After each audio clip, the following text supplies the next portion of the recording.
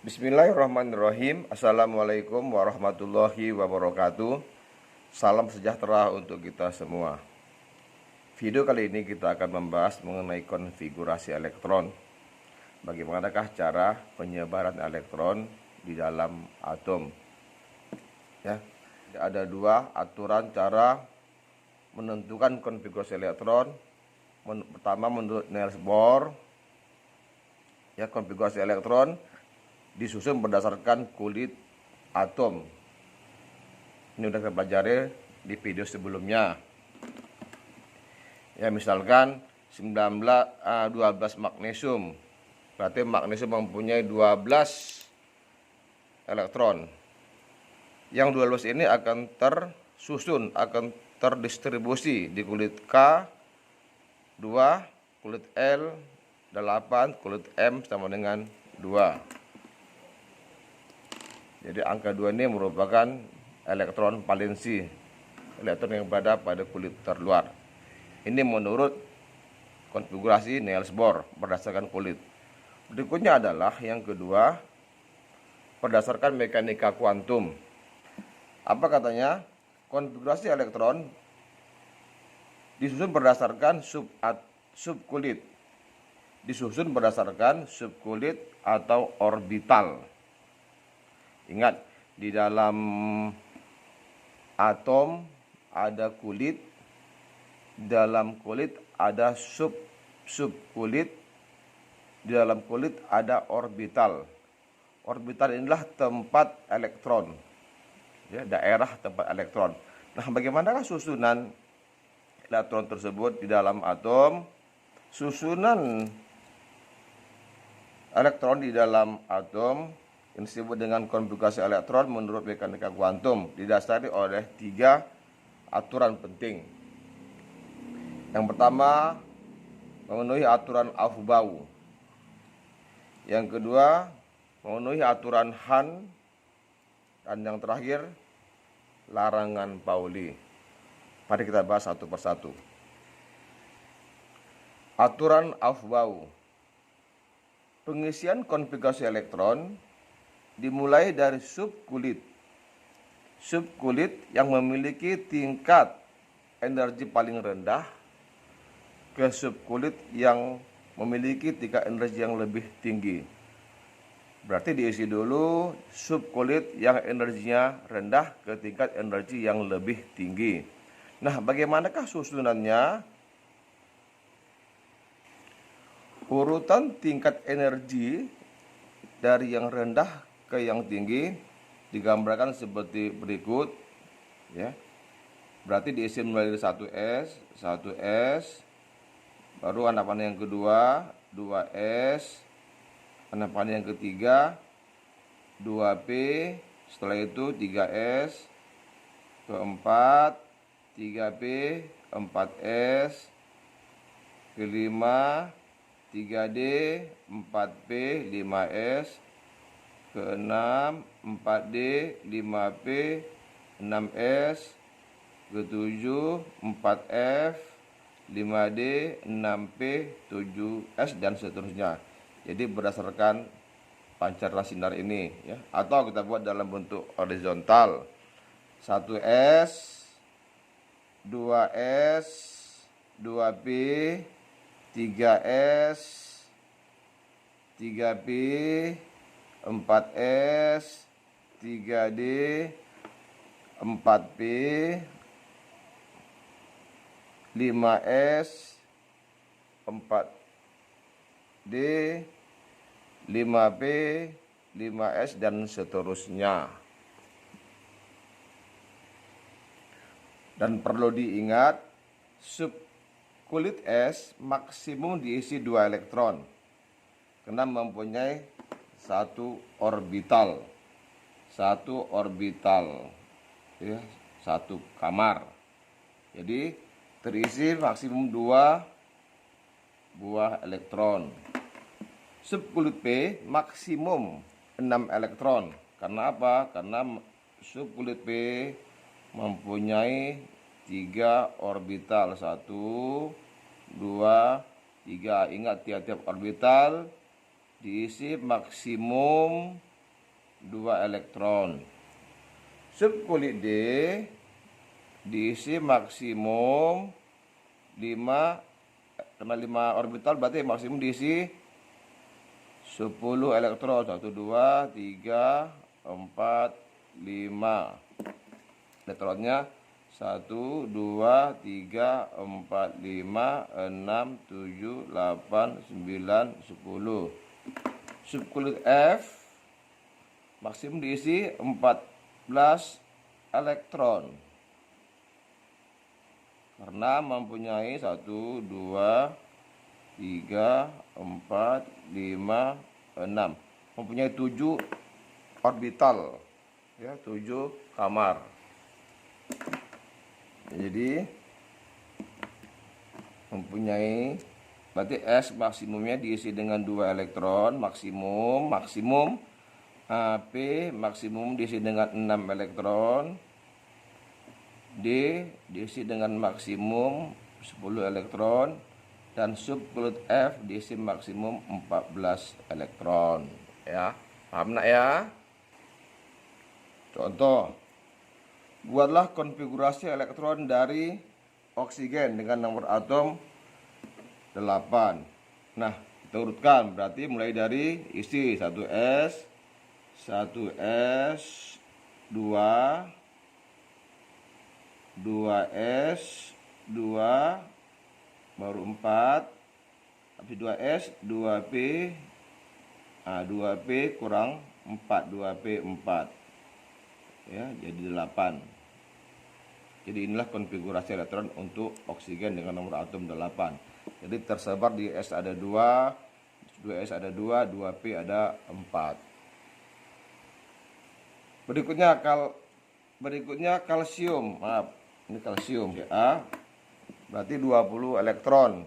Ini akan tersebar berdasarkan subkulit. Ya, 1S dulu, 1S, 2, setelah itu 2S, 2, setelah itu 2P, ingat P6, masih 6, setelah itu 3S, 2, 10, baru 12, setelah itu masuk 3, subkulit 3P, 6, hitung 10, 18, berarti 20 kurang 2, habis 3P, 4S.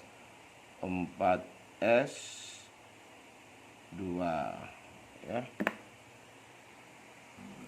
Berikutnya 23 vanadium. Berarti mempunyai 23 elektron. Bagaimanakah konfigurasinya? Yuk kita mulai dari ya 1S dulu, 1S, 2, 2S, 2, 2S, habis 2S, 2P, 6, ingat P itu maksimum 6, habis 2P, 3, 3S, 2, habis 3S, 2, 3P, 6, 3P, 6, 4S, 4S2, hitung-hitung 10, 20, setelah itu baru kurang 3, 3D, 3D, 3, ya. Paham ya? Nah, oksigen berakhir di 2P, ya, di subkulit P. Subkulit P, ya, oksigen. Kalsium berakhir di subkulit S, akhir konfigurasinya. Sedangkan di vanadium berakhir di subkulit D. Berarti oksigen disebut dengan blok P.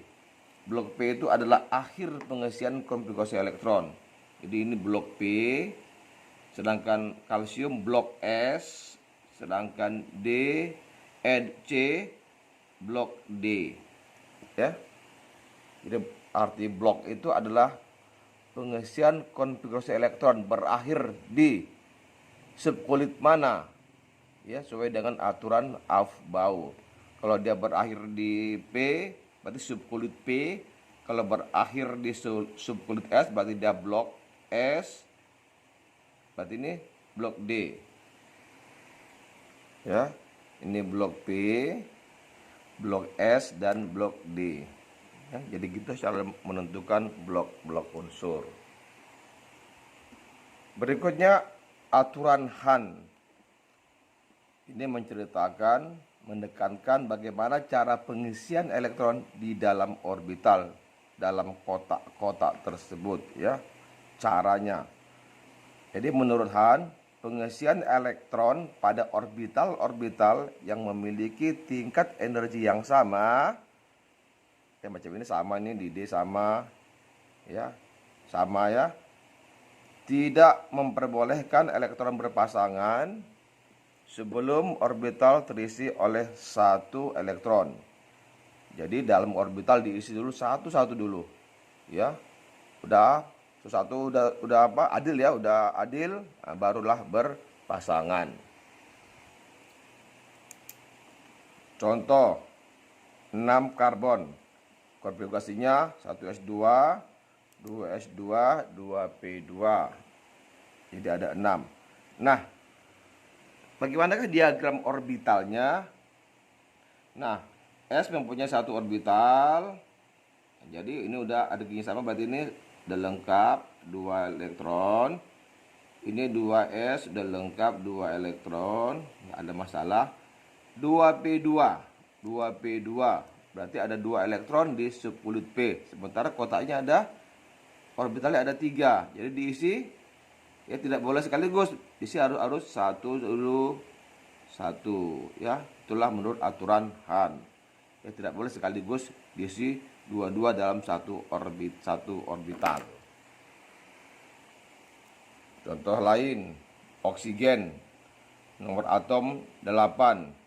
Berarti konfigurasinya 1s2, 2s2, 2p4, 8. Nah, S 1 orbital, ya, P ada 3 orbital. S 2 elektron diisi 2, udah penuh. S penuh. Nah, yang masalah di P, 2p 4, berarti ada 4 elektron, sementara orbitalnya ada 3. Jadi cara ngisinya adalah isi dulu satu-satu dulu dengan speed yang sama.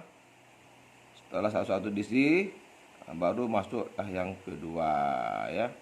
Begitu caranya nak, ya. Begitu pula dengan besi. Ini jadi masalah nih. 4 salah.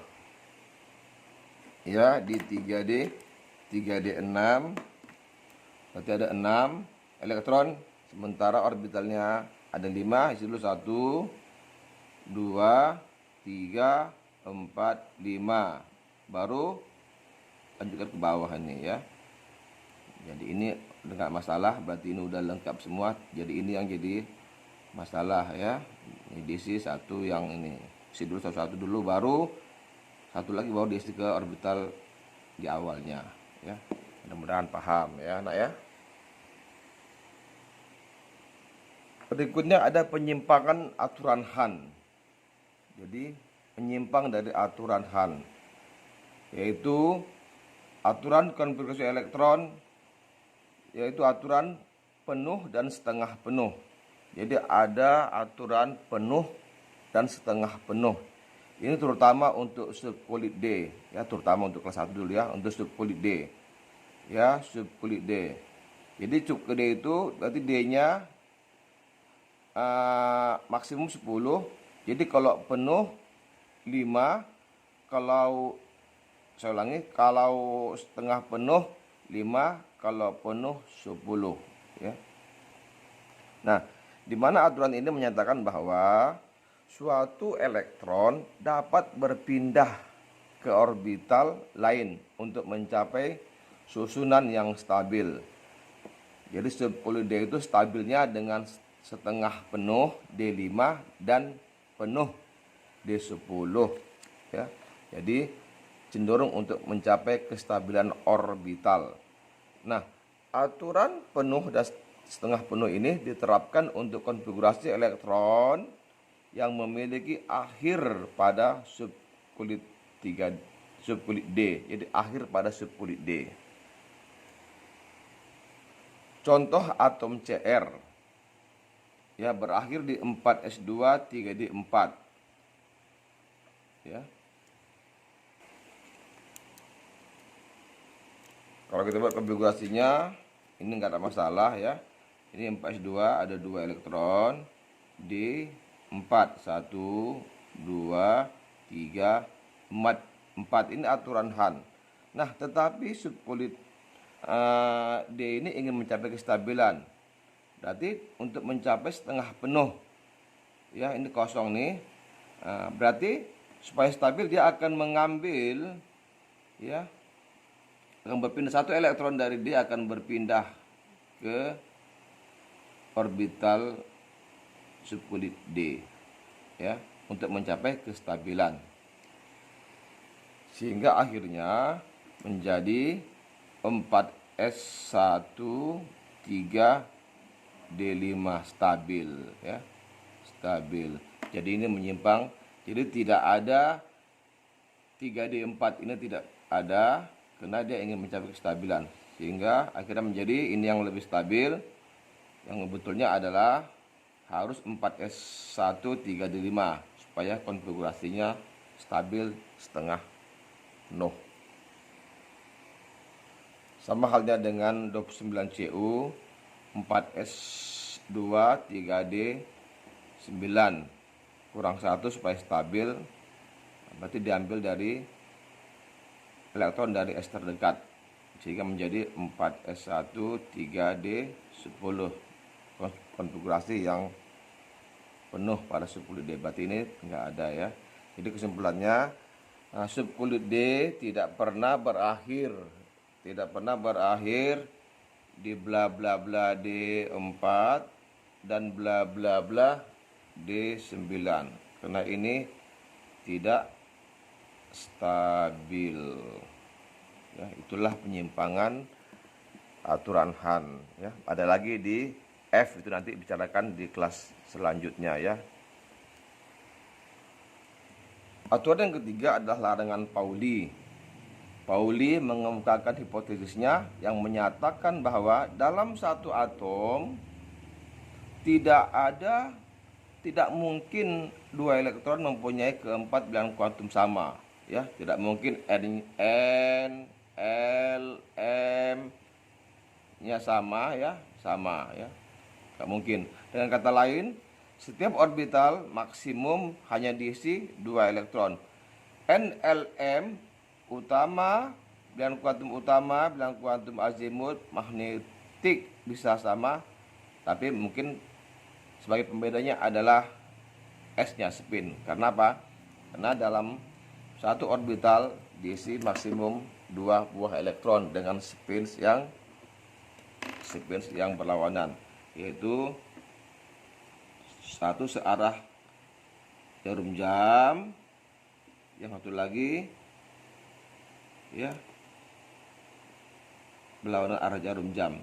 Ini kita lambangkan dengan spin negatif setengah ya, sedangkan yang ini searah jarum jam S sama dengan spinnya, rotasinya positif, diberi simbol positif setengah ya.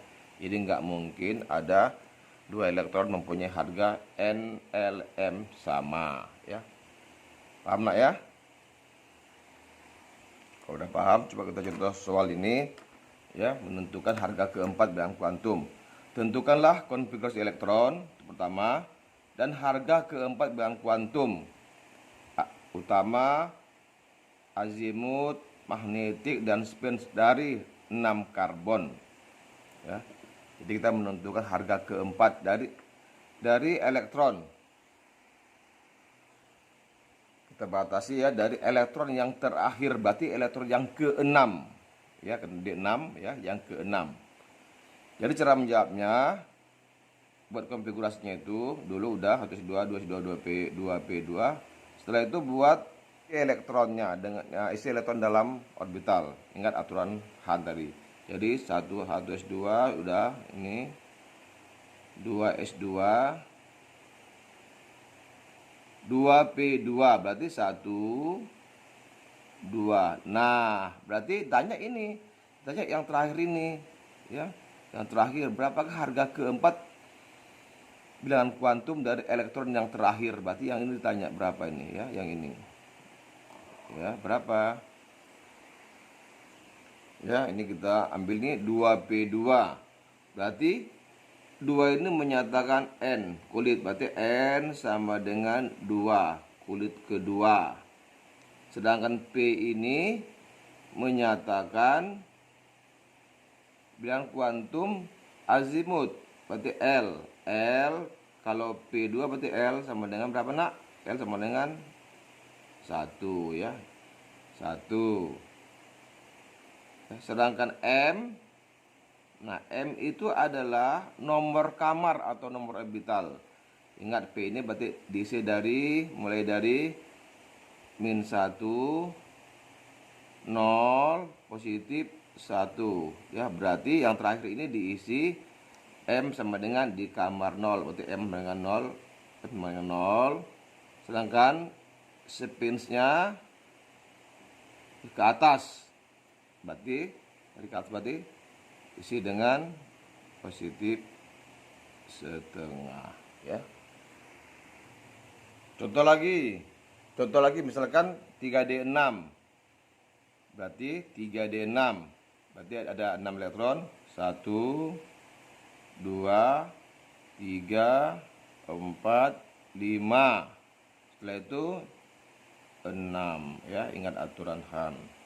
Nah berarti tanya ini, berarti ini yang terakhir, ini yang terakhir. Nah terakhir ini terletak pada ini dia tadi ini. Jadi N sama dengan ini N-nya, N sama dengan 3, ini L-nya, L kalau D dia berarti 10D, L sama dengan 2 ya. Apa lagi? Kalau M-nya magnetiknya atau kamarnya, ingat kalau dia 2 berarti dari -2, -1, 0, positif 1, positif 2. Berarti yang terakhir ini pada M sama dengan -2 ya. Sedangkan S-nya, spinnya ke bawah, berarti beri nilai spin -1/2.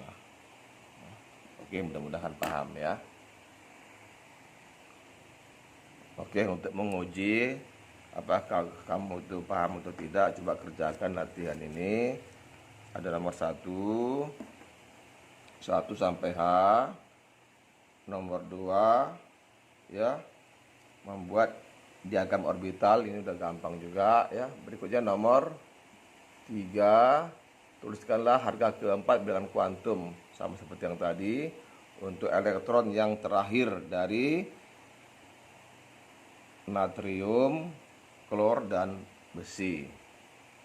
Oke, mudah-mudahan kamu paham ya, bisa mengerjakannya. Oke, sampai sekian dulu pertemuan kita, mudah-mudahan ada manfaatnya. Akhiri dengan Assalamualaikum warahmatullahi wabarakatuh.